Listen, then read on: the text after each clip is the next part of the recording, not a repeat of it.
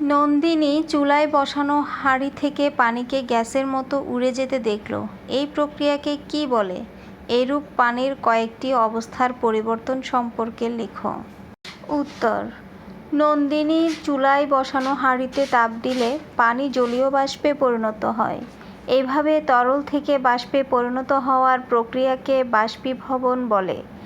তাপ প্রয়োগ ও ঠান্ডা করার মাধ্যমে পানি এক অবস্থা থেকে অন্য অবস্থায় পরিবর্তিত হয়। যেমন ১.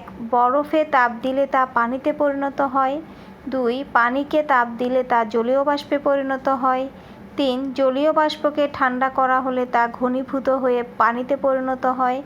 ৪. পানিকে শীতল করা হলে তা কঠিন বরফে পরিণত হয়। নেক্সট, পানি দূষণের প্রধান কারণ কোনটি বলে তুমি মনে করো? পানি দূষণের 5টি প্রভাব উল্লেখ করো।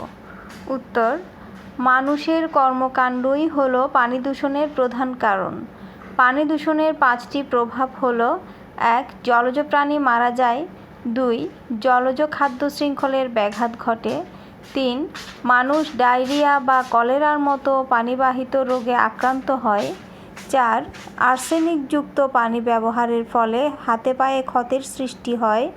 ৫. দূষিত পানিতে বসবাসকারী মাছের মাধ্যমে মানুষের দেহে ক্যান্সারের মতো মারাত্মক রোগ সৃষ্টি হয়।